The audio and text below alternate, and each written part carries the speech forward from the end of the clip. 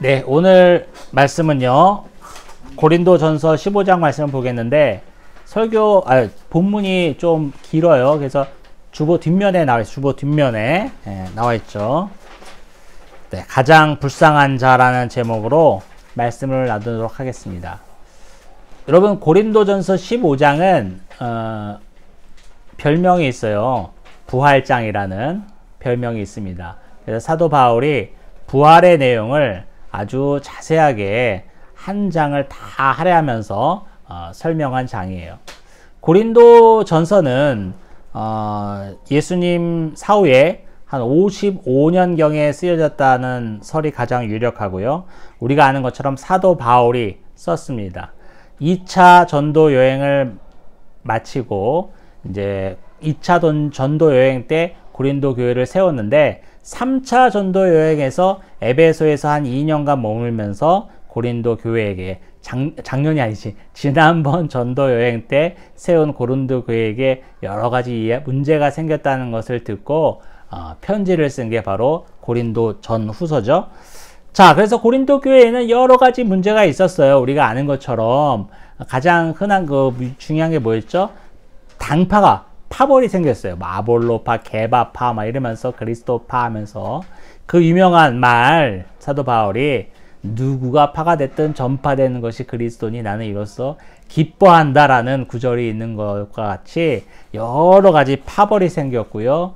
또 음행의 문제, 우상 숭배의 문제, 여러 문제가 생겼어요. 그런 중에 15장에서는 바울이 부활에 대해서 아주 자세하게 증거하는 내용입니다.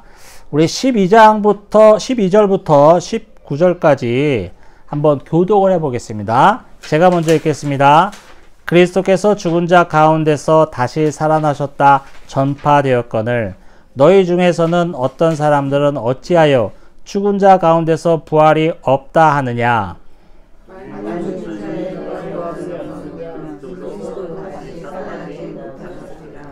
그리스도께서 만일 다시 살아나지 못하셨으면 우리가 전파하는 것도 헛것이요 또 너희 믿음도 헛것이며 또 우리가 하나님의 거짓 증인으로 발견되니 우리가 하나님이 그리스도를 다시 살리셨다고 증언하였습니다.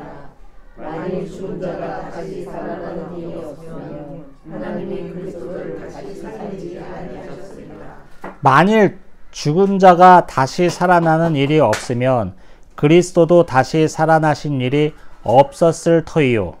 그리스도께서 다시 살아나신 일이 없으면 너희의 믿음도 없고 너희가 여전히 죄 가운데 있으시고 또한 그리스도 안에서 잠자는 자도 망하였으리니 같이 만일 그리스도 안에서 우리가 바라는 것이 다만 이 세상의 삶뿐이며 모든 사람 가운데 우리가 더욱 불쌍한 자이니라.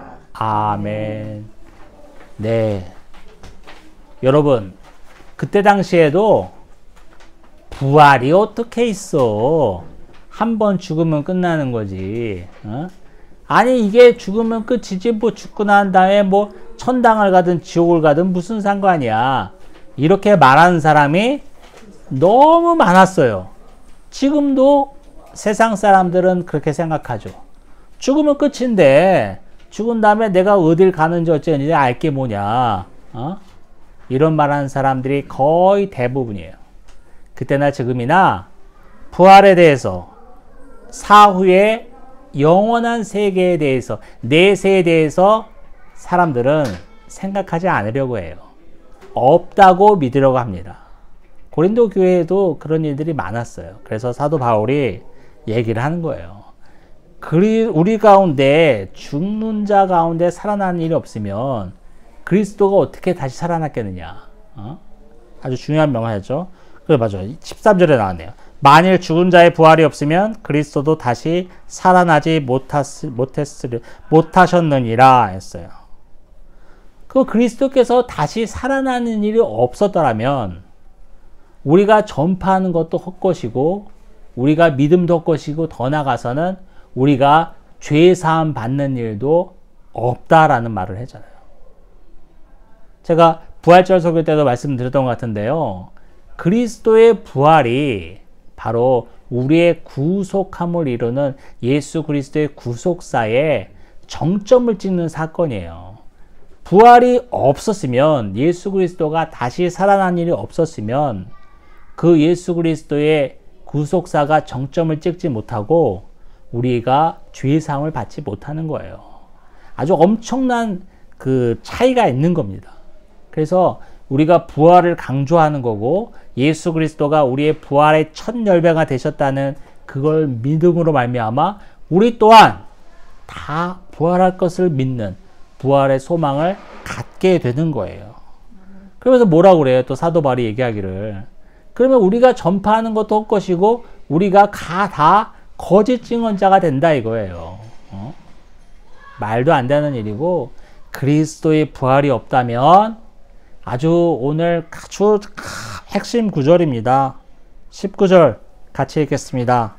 만일 그리스도 안에서 우리가 바라는 것이 다만 이 세상의 삶뿐이면 모든 사람 가운데 우리가 더욱 불쌍한 자이리라. 아멘. 이 세상이 끝이라면, 여러 세상 사람들이 말하는 것처럼 죽음은 끝이지, 내가 어딜 간들 무슨 상관이고 그런 게 있겠어? 만약 이게 맞다면 우리가 세상에서 가장 불쌍한 자가 된다는 거예요.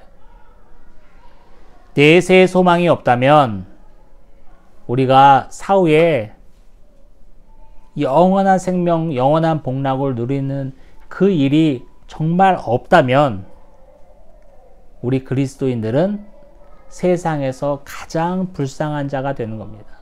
왜냐하면 뻘짓하고 있는 거니까. 헛짓하고 있는 거니까.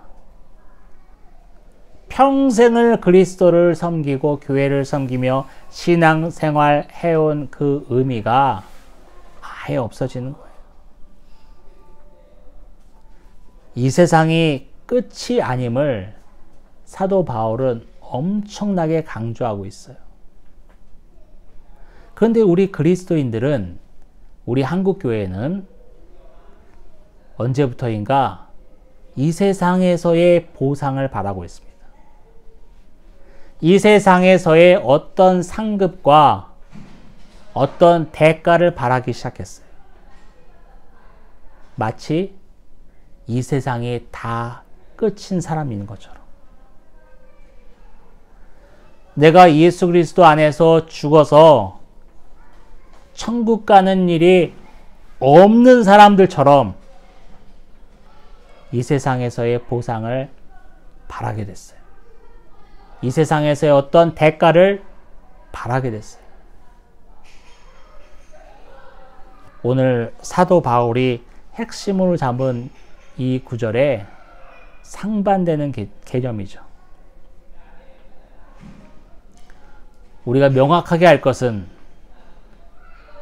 우리가 숨을 거두는 그 순간에는 우리에게는 영원한 생명이 있다는 것을 믿으셔야 합니다. 이게 다가 아닌 것을 우리가 믿어야 돼요. 이게 다라면 여러분 이렇게 교회에 나와서 예배 드릴 필요 없어요. 이 세상이 이게 끝이라면 교회 나오지 마셔야 돼. 조금이라도 더 열심히 해서 돈도 벌고 적당히 남들 속여가면서 등쳐가면서 헤쳐먹어가면서 돈 벌고 다 누리면서 살아야 돼요. 왜? 이게 끝이니까.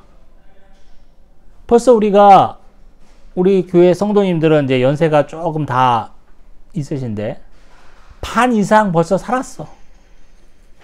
이제 살아갈 날이 살아온 날보다 훨씬 짧아요. 아깝잖아. 억울하잖아. 이제 끝인데 더 열심히 누리며 살아야지. 더 벌면서 살아야지. 이게 끝이니까.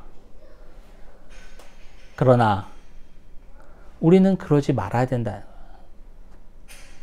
사도 바울이 엄격히 말하고 있습니다. 이 세상의 삶이 다라면, 이 세상의 삶뿐이라면 우리가 가장 불쌍한 자가 된다라는 말은 사도 바울이 뭘 말하고 있는 거죠? 이 세상의 삶이 다가 아니다라는 것을 정확하게 말하고 있는 거예요. 이 세상의 삶이 다가 아니기 때문에 우리는 복된 자라고 말하고 있는 거예요. 여러분, 우리 가든파이브 이 건물이 엄청 크잖아요. 엄청 큽니다. 뭐 우리 교회 찾아오시는 분들, 처음 찾아오신 분들, 한 번에 찾아오신 분들 없어요. 다 헤매고, 특히 지하 주차장으로 들어오는 순간 정말 공황장애에 빠집니다. 여러분, 지하 주차장이 어마어마하게 넓어. 엘리베이터가 수십 개야. 뭘 타고 올라가냐가 중요한데 아무거나 타고 올라와서 6층이라고 나한테 전화하면 서로 딴 데 가서 지금 찾고 있는 거예요. 이렇게 어마어마하게 큰 건물을 지을 때 얼마나 많은 모래가 들어갔을까? 공구리 칠 때. 그렇죠? 정말 어마어마한 양의 모래가 공구리 칠 때 들어갔을 거예요. 비유를 하자면요, 여러분, 이 세상의 삶, 지금 저와 여러분이 누리고 있는 이 삶, 정말 7, 80, 뭐 건강하면 90인데 맥시멈 잡아서 90 칩시다. 90년 살았다고 쳐요. 90년 우리에게 인생이 있다고 쳐요. 그러면 그 90년 인생은 이 가든파이브 건물을 지을 때 쓰인 모래알 하나야. 그 90년이. 그리고 영원한 생명은, 영원한 천국은 이 건물을 질 때 쓰였던 모래더미 그 전부 다예요. 그렇게 비유할 수 있겠어요. 이것도 정확한 비유는 아니지만, 여러분, 이 모래알 한 갱이의 삶을 가지고 우리가 아둥바둥 살고 있는 거예요. 사네 못 사네 하고 살고 있는 거예요. 죽이네 못 살리네 하면서 살고 있는 거라고요. 여러분과 저는 선택을 해야 돼요. 모래알갱이 하나의 삶에 모든 것을 쏟아 부으시겠습니까? 아니면 이 건물을 지을 때 쓰였던 그 모래더미에 우리의 모든 것을 걸겠습니까? 그것은 바로 여러분의, 저의 선택에 달린 거예요. 우리 그리스도인들은 명확히 알아야 합니다. 이 세상의 삶이 다가 아니다. 이거는 아주 극도의 일부에 지나지 않는다. 어마어마한 무한대의 그런 삶이 우리에게 펼쳐질 것이다. 예수 그리스도의 구속의 십자가의 공로로 영원한 생명을 얻게 되고 영원한 복락을 누리며 살게 될 것이라. 이 믿음이 우리 안에 있어야 돼요. 이 믿음이 있기 때문에 우리가 조금 양보할 수 있고, 우리가 조금 늦게 갈 수 있고, 우리가 조금 억울해도 속상해도 원통해도 인내할 수 있는 거예요. 이게 다라면, 이 세상의 삶이 다라면 우리는 참으면 안 돼. 왜? 아니, 얼마나 산다고 억울하게 참고 살아. 우리가 당한 만큼 해주고 살아야지. 그것보다 더 해야지. 이게 맞아요. 하지만 모래알갱이 하나에 지나지 않는 이 삶이기 때문에 인내할 수 있는 거예요. 원수를 내가 직접 갚지 않고 하나님이 갚아주심을 믿을 수 있는 거예요. 내가 직접 하지 않아도 하나님께서 내 원수 머리 위에 숯불을 얹으신다는 그 말씀을 믿을 수 있고 인내할 수 있는 거예요. 이 삶이 다라면 인내할 수 없어요. 하나님은 언제 갚아줄지 어떻게 알아? 내 눈에서 당장 응징을 해야지. 이게 맞아요. 하지만 이 모래알갱이 같은 인생, 사랑하면서 살기에도 부족한 인생인데 이러지 말아야지. 예수 믿는 내가 한 번 더 참아야지. 인내할 수 있는 거예요. 또 서로를 사랑할 수 있는 거예요. 아, 이 짧은 인생, 모래알갱이 하나 같은 인생인데 누구를 미워하면서 누구를 원망하면서 살아갈 것인가? 세월을 아끼라는 말이 그 말이잖아요. 짧다 이거예요. 이 세상은 짧아요. 생각보다 짧습니다. 여러분들은 저보다 더 많이 느낄 거 아니에요? 정말 짧아요. 제가 생각해 보니까 정말 짧더라고요. 정말 짧아요.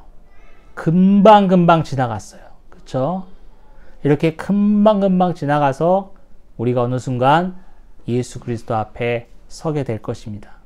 그날이 금방 올 거예요. 이렇게 금방금방 지나가는데 누구를 미워하고 원망하고 살겠습니까? 영원한 천국을 바라보면서 인내하고 더 사랑할 수 있는 겁니다. 50절부터 52절까지 구절이 또 남아 있습니다. 한 절씩 읽어볼까요? 제가 먼저 읽을게요. 형제들아, 내가 이것을 말하노니 혈과 육은 하나님 나라를 이어받을 수 없고 또한 썩는 것은 썩지 아니하는 것을 유업으로 받지 못하느니라.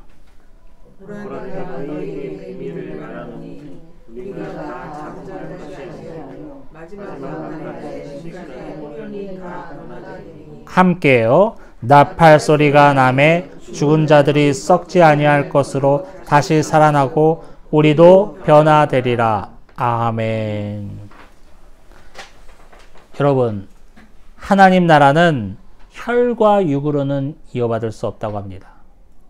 우리 육적인 생각과 육적인 가치로는, 세상적인 가치로는 하나님의 나라를 받을 수가 없어요. 오직 예수 그리스도의 십자가의 의로만 그 하나님 나라를 이어받을 수 있는데, 우리가 나팔 소리가 날 때에 우리도 호련히 변화된다고 사도 바울은 말하고 있어요. 여러분은 얼마나 나팔 소리를 기다리고 있습니까? 나팔이 울리는 그날, 여러분은 어떻게 대처하시겠습니까? 어느 순간 나팔 소리가 나는 거예요. 네, 실제로 나팔 소리가 나는지 아닌지는 아무도 모르는 거예요. 근데 우리가 상징적으로 이렇게 생각하는 거죠. 나팔 소리가 딱 난다고 칩시다. 아, 정말 예수 그리스도가 임하는 그날이 온다고 쳐요. 그러면 예수님 지금 안 되는데? 지금 아니에요. 이러면 안 되잖아요. 저와 여러분이 최소한 그러면 안 되는 거예요. 나팔 소리가 날 때 주님 이제야 오십니까? 반길 수 있는 우리 모두가 돼야 되잖아요. 예수님 지금 안 되는데 아니에요. 뭐가 캥긴 게 많아. 뭐가 숨기고 싶은 게 많아. 뭐가 감출 게 많은 삶을 살아서는 안 되잖아요. 예수님 앞에 우리가 떳떳하고 예수님 이제야 오십니까? 반길 수 있어야 되잖아요. 그렇게 우리가 살아야 되잖아요. 부활의 소망은 우리에게 이런 경건한 생활을 가능하게 합니다. 그냥 뜬구름 잡는 생각이라고 생각하면 오산이에요. 죽으면 부활하겠지. 이러면 오산이야. 부활의 소망은 현 나의 삶을 통제해요. 지금 우리의 삶을 컨트롤한다고. 뜬금을 잡는 소리가 아니야. 그렇지. 예수님이 언제 오실지 모르는데 이러면 안 되지.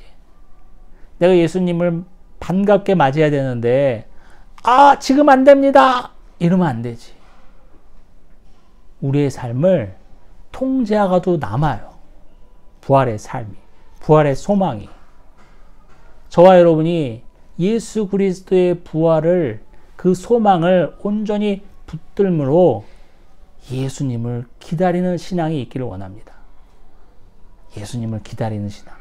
주님 언제 오십니까? 이제야 오실 겁니까? 우리 예배 끝나고 공원에서 맛있는 거 먹을 텐데 그거 다 먹고 오세요? 이러면 안 돼. 공원에서 오시겠습니까? 아니면 우리가 집에 갈 때 오시겠습니까? 우리가 잠들 때 예수님 오시겠습니까?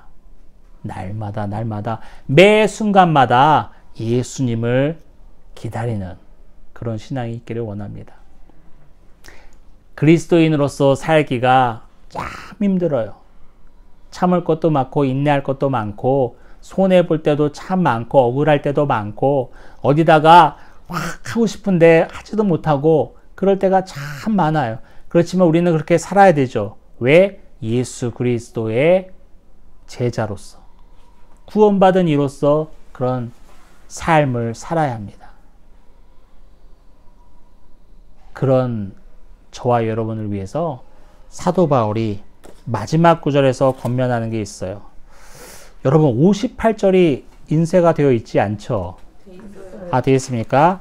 58절 함께 읽겠습니다. 시작.